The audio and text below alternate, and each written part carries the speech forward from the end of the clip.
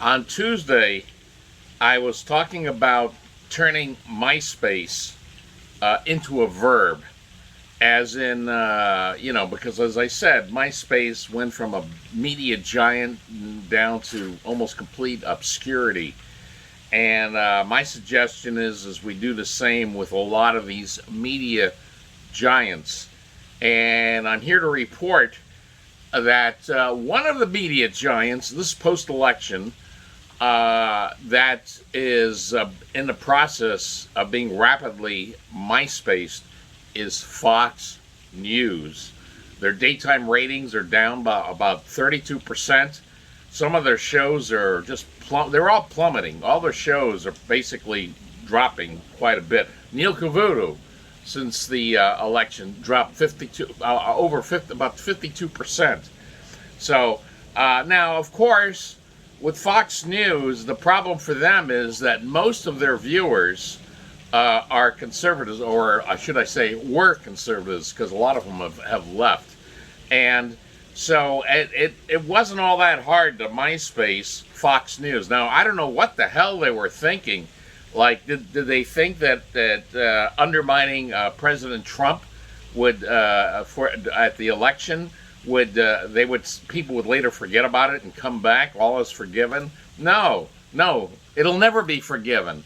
I don't know what the hell went through the mind of Rupert Murdoch. The only thing I could think of is, it's annoying kids. There's nothing more annoying than wealthy, especially billionaire trust fund kids, like as is the case with Rupert Murdoch, and their wives, probably even worse.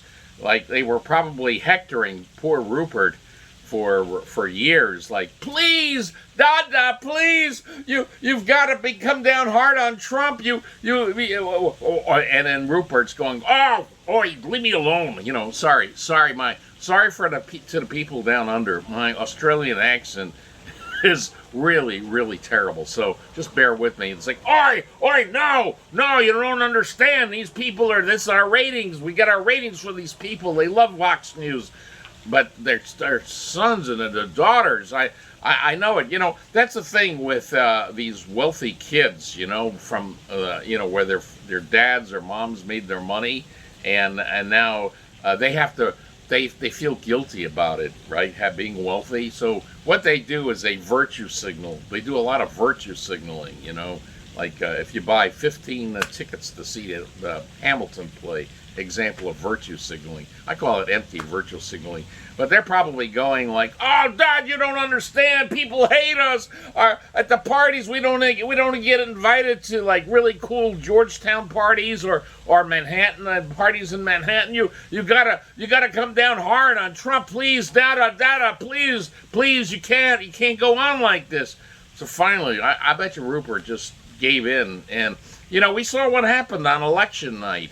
That they used that snake, Chris Steyerwald. Like, did you notice? I mean, for hours, he couldn't call Florida for Trump because that would put him, that was the game plan. Never, ever show Trump leading in electoral votes over Biden. So, of course, even though in Florida, Trump was like around 400,000 votes ahead of Biden, and all that really remained to be counted was the Panhandle.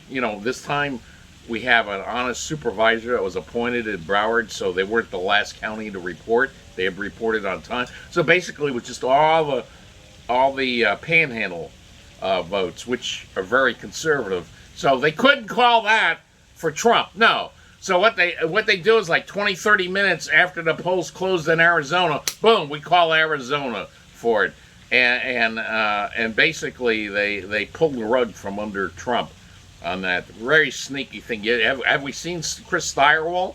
I think he took a kamikaze thing on there. I think he's through. He's through. I mean, I don't think they'll dare put him back on the air again. He'll just antagonize too many people. So what has happened is we've seen this. Fox News. And Fox News, probably Rupert think, okay, well, I'll go ahead with this. Where else are they going to go? Where else they are going? Newsmax. So there's alternative. When you have alternatives, people will MySpace you. Sorry, Fox News.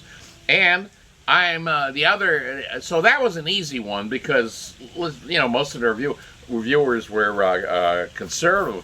But you know what? I'm going to tell you. I have some advice here on how to MySpace YouTube, because guess what? It wasn't a lot, but I've only been on there for about a week on Rumble.com. I finally earned some money. Not a lot, very little. But guess what? That little bit of money that I earned on Rumble is more than I've earned on YouTube this month, because I've earned precisely nothing on YouTube because of ridiculous censorship and their and the way they selectively enforce their rules. So my channel is still it's under review now, because supposedly I used a lot of outside material, even though the outside material is typically like 1 minute to 7 minutes of commentary, whatever. And I'm commenting on the material that I show. That's just selective enforcement. But now the thing is I felt really good on Rumble today, because as of a little while ago, this morning, I did. You remember that video I did about Tom Cruise yesterday? Well, I was curious, wonder where this ranks, and I typed in Tom Cruise. I know a lot of people are commenting on Tom Cruise's rant. Hey, it was third from the top. So great. So I'm recommending to all conservatives, at least as a backup, keep your YouTube channel, but you definitely want to start a Rumble.com channel, and at least you'll earn income there. But the thing is, you got to have that backup, because you never know. You have no idea when you could wake up one day and your channel is banned, or even if your channel isn't banned and you're being monetized now, you could easily wake up one morning and boom, your channel's demonetized. Well, then you could still earn money at Rumble. So and now even none. The thing is it's only, the censorship's only going to get worse. And by the way, it's this advice isn't just for conservative folks. It's for everybody. To give you an example, Joe Rogan. He's not really that much of a political type. He's what I would classify him as curious. He's always curious. And he had, I use the word had because he's about to leave it, he had the best interview show on YouTube, the most popular one. And I remember him a couple of years ago, he said that his numbers were way off on YouTube because YouTube wasn't promoting him.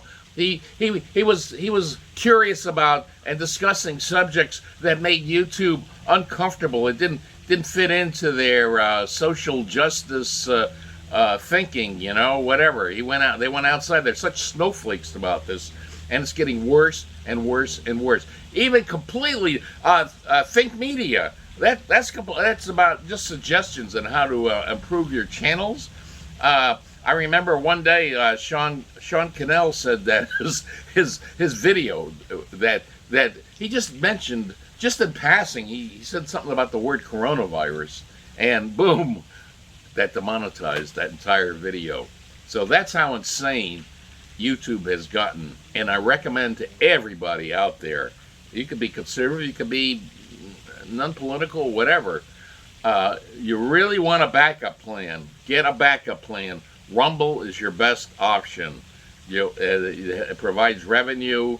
Obviously, from my experience, they do. I don't know how. For one, how it happened that I was number 3 on Tom Cruise. That's a pretty popular topic. There it was. So I'm very happy about Rumble. And oh, by the way, everybody watching this video on YouTube now, check below in the description.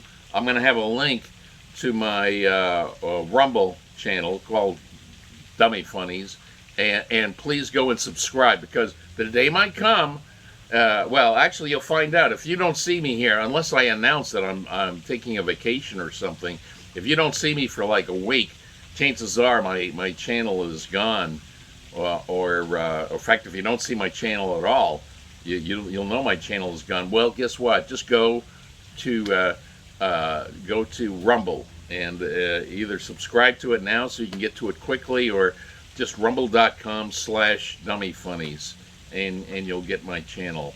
So Fox News is in a process of being MySpaced at a pretty rapid clip, and I'm hoping the same for YouTube. I mean, it's not that I'm hoping for it. They're doing it to themselves with their absurd, over-the-top censorship. Well, see you guys later. Well, see you at Rumble also. See you.